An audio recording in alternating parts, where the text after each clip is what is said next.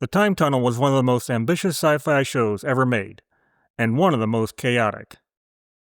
Irwin Allen poured $575,000 into the pilot alone, nearly double the cost of the pilots for his other series. Giant sets, heavy optical work, 2 back-to-back sound stages consumed by that massive spinning vortex. On paper, the Time Tunnel looked like a show that should have delivered blockbuster visuals every single week. But behind the scenes, the Time Tunnel was held together by stock footage, optical tricks, and some of the most frantic weekly production scrambling in 1960s television. So how did a show built on cutting-edge effects end up recycling decades-old movie footage? Why did the effects work fall so far behind schedule that it could stall entire episodes in post-production? And why did the series with strong ratings die after just 30 episodes? I reviewed interviews, historical sources, and the show's optical techniques to understand how the Time Tunnel was really made. Because the Time Tunnel wasn't just a show, it was a massive experiment in how far 1960s television could push visual effects, and how quickly that ambition can collapse. We'll break down exactly how the Time Tunnel was built, how its iconic effects actually worked, what went wrong behind the scenes, and why the entire show imploded at the height of its potential. This is the real story behind one of the wildest productions Irwin Allen ever attempted. Let's go inside the Time Tunnel. By the mid-1960s, Irwin Allen was running one of the most unusual and efficient production ecosystems in television. Voyage to the Bottom of the Sea and Lost in Space were shooting side by side on the Fox lot, built on an assembly line setup that pooled everything: sets, crews, props, stunt teams, and a visual effects unit already tuned for fast, high-impact work. That production machine is exactly how the Time Tunnel got made. Allen had drafted the core concept for the show in 1964. 2 scientists, a massive secret complex, and weekly jumps into history's biggest disasters. But the pitch didn't land until ABC needed a bold, color-driven series to compete with NBC's all-color lineup in 1966. Allen delivered exactly what they wanted: bright color, big visuals, and a premise that would make color TVs fly off shelves. ABC also wanted 2 good-looking male leads to pull in younger viewers. James Darren, already a teen idol with easy charisma, fit instantly. It must have been the shock of the bombing. It wiped out everything. All I can remember is running and running. Robert Colbert had the steadier, classic, heroic presence to balance him. Tony just finished developing that radiation bath. That was the blue mist you saw just before he disappeared. Now, in theory, this should give us a magnetic fix, like a homing device, to enable us to locate him in time. Together, they hit ABC's ideal demographic: young, urban viewers who were early adopters of color television. To anchor the control room, Allen cast 3 actors who gave the show its grounding. Lee Merriweather played Dr. Anne McGregor, the emotional center and scientific voice. Tell him that the foreign complex has a fairly advanced time lock indicator, location probe, time synchronizer, and integrator. Whit Bissell brought military authority as General Kirk. Hello, Leroy. Woody, Hi, it's been a long time. how did they ever get an old dog face like you out of the mud? Worst paratroop officer I ever commanded. I told him to go into politics where he couldn't hurt anyone. John Zaremba added steady credibility as Dr. Raymond Swain. A certain amount, Ann. Bringing the force of Halley's Comet across a few billion miles and right into the tunnel, a certain amount. The H-bomb is nothing but a toy balloon compared to the forces we're loosening here. Their performances sold the Time Tunnel as a high-stakes government project, even when they were reacting to events they couldn't actually see. But Allen's strongest selling point wasn't the cast or even the concept. It was the production pipeline behind it. He assured ABC he could run a 3rd series through his Fox factory without losing speed. Signing Allen meant gaining access to a fully staffed production machine already running 2 series. And inside Fox, Allen had access to one more advantage no other producer could claim: a resource powerful enough to reshape how every episode was made. That hidden resource was the 20th Century Fox film library. Decades of epic cinema sitting on shelves, ancient battles, burning cities, wartime action, volcanic explosions, all of it meticulously cataloged and ready to use. Alan realized this could change everything.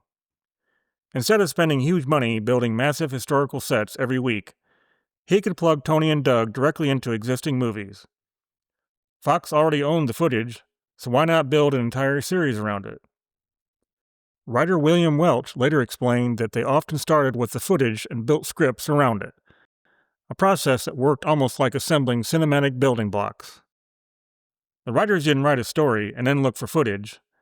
They looked at the footage first, then built a story around it. If the archive had Roman battle scenes, the episode went to ancient Rome. If there was a burning city from a 1950s disaster film, Tony and Doug arrived minutes before it collapsed. Even the pilot's Titanic storyline wasn't chosen for dramatic reasons. It was selected because Fox still had clear, usable footage from their 1953 film. This archive dictates the adventure model became the backbone of the show. It's why episodes often drop the heroes straight into danger. The writers needed to maximize the destructive spectacle already sitting in the vault. And the strategy worked. It was cheap, fast, and visually impressive, as long as viewers didn't look too closely at the scenes. Project TikTok. No, not that TikTok. This TikTok. The underground base that housed the time tunnel was one of Irwin Allen's most ambitious sets. On screen, it looked like an 800-floor government superfacility buried under the Arizona desert. In reality, it was a carefully engineered illusion built with classic Hollywood trickery. For the pilot, Allen needed the control room to feel enormous, a futuristic nerve center big enough to sell the show's premise at a glance. To pull it off, 20th Century Fox gave him 2 full adjoining sound stages just to house the tunnel entrance and the sprawling command center. ABC invested $84,000 to construct the tunnel, built out of styrofoam and sheets of aluminum, resting on an enormous concrete base. Another $45,000 was spent for the rest of the control room, a massive amount for 1966 television. This is where we see Dr. Ann McGregor, General Kirk, and Dr. Raymond Swain staring at giant screens, barking commands and trying, unsuccessfully, to pull Tony and Doug home. The set had to look expensive because it had to sell the entire show's premise every single week. Fox wasn't going to build a tunnel hundreds of feet long, so the art department relied on 2 classic film illusions. The tunnel physically narrowed as it receded, creating the illusion of vast depth. A painted scrim at the back completed the infinite vortex effect.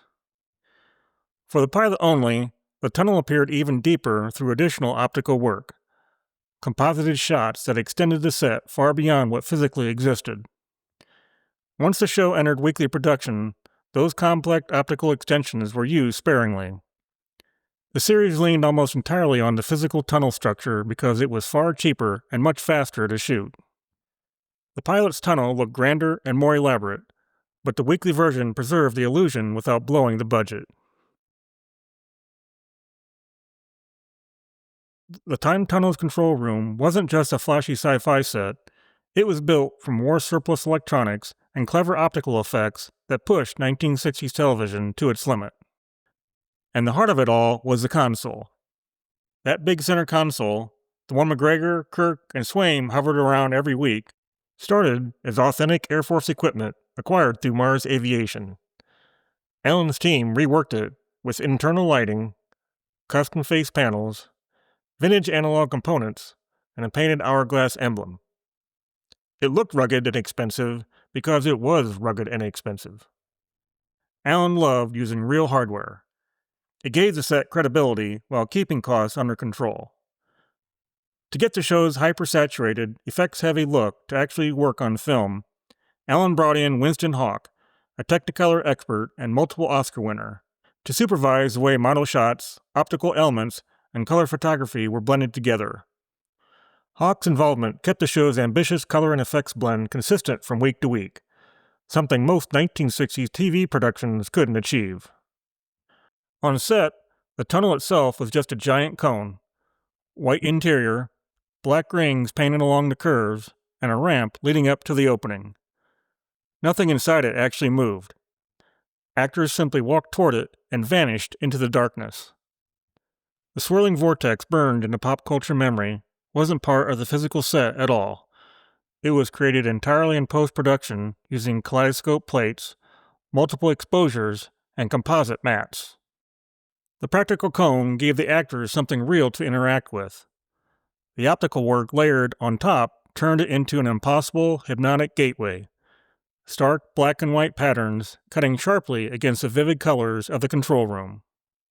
That push and pull between a simple physical structure and elaborate optical enhancements is what made the time tunnel feel bigger, stranger, and more otherworldly than the show's budget really allowed.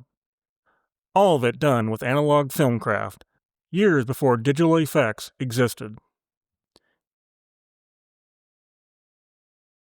If the time tunnel had a secret engine, it wasn't a control room or even the tunnel set. It was the 20th Century Fox Photographic Effects Department, led by veteran effects supervisor L.B. Abbott. His team shaped the show's entire visual language. The tunnel imagery, the surreal composites inside the rings, and the optical tricks that helped connect new footage to the historical material the show relied on. Nearly every visual effect the audience saw passed through Fox's optical department. This was the unit responsible for building multi-layered shots, enhancing backgrounds, and creating the abstract visuals that made the tunnel feel alive.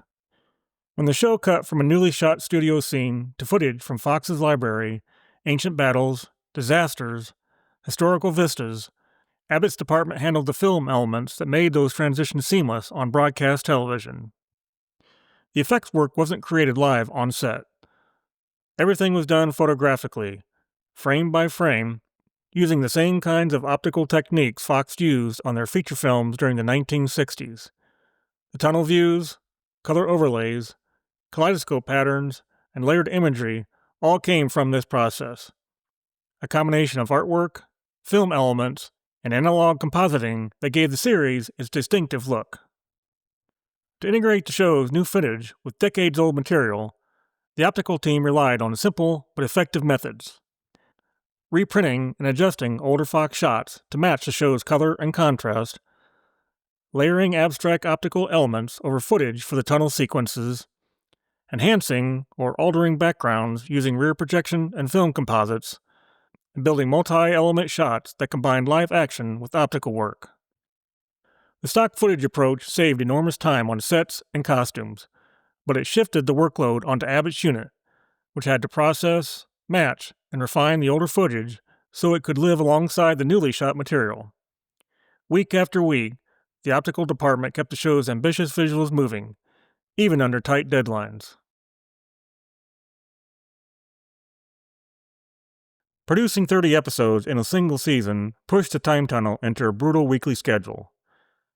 Every episode demanded historical sets, optical effects, and action-heavy scenes. The only way to survive it was to run the show like a 2-track assembly line. ABC wanted a series that would help sell Americans on color television, and Irwin Allen delivered. The lighting design was built entirely around high-intensity, high-contrast color. Blazing reds and yellows, reflective surfaces, saturated costumes, glossy consoles. It looked incredible on 1960s color film stock, but came with a cost. The heat from the giant lamps was punishing. Actors often worked under lights far hotter and brighter than anything used on TV productions of the era. The result was worth it. The show's bold, pop art palette became one of its defining traits. To make Project TikTok feel enormous, without actually building a giant underground facility, the cinematography leaned on long-establishing shots tied to matte paintings, strategic angles down the tapered tunnel, rapid cutting during action, and tight close-ups inside the control room. These tricks made the series look bigger and more expensive than its actual stage footprint. Because the series required both large historical scenes and constant control room cutaways, production split into 2 separate units. James Darren and Robert Colbert filmed almost entirely on the Fox backlot, small Los Angeles area location shoots, redressed standing sets, and reused props from Voyage and Lost in Space. They worked fast, sometimes shooting multiple history environments in the same week, even the same day. Lee Merriweather, Whit Bissell, and John Zaremba were almost entirely confined to the Project TikTok set. Week after week, they filmed reactions, commands, status updates, and exposition needed to tie the jumps together. They almost never shared physical space with Darren and Colbert. This split-unit system meant the leads and supporting cast rarely interacted. Entire sequences had to be stitched together in post, and the show appeared smooth and cohesive even when the actors filmed days apart. Every episode played like a massive, unified adventure, even though behind the scenes, it was assembled from completely disconnected pieces. The show's heavy reliance on post-production effects created a strange, often demanding environment for the cast, especially anyone working inside the control room. The control room actors performed almost everything blind.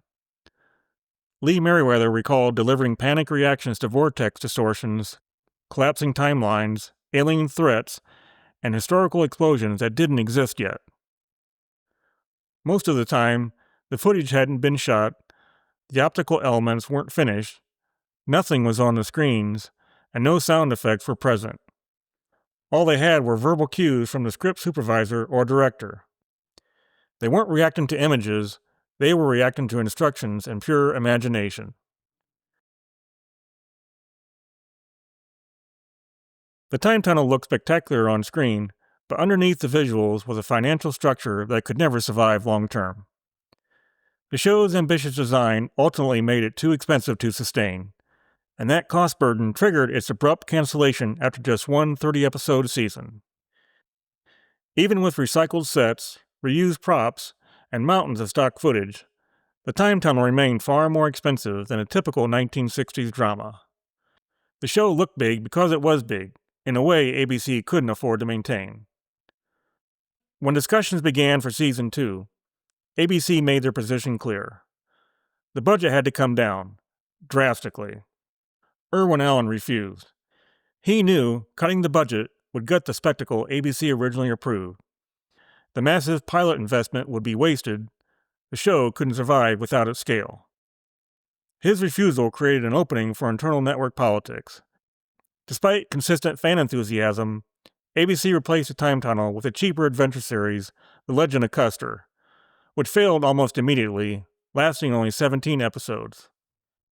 According to James Darren, ABC actually renewed the time tunnel in March 1967, and he and Robert Colbert were told the good news on set. But barely 2 weeks later, a regime change at ABC wiped out nearly every show approved under the previous president. Even though ratings were solid, the time tunnel was suddenly off the schedule.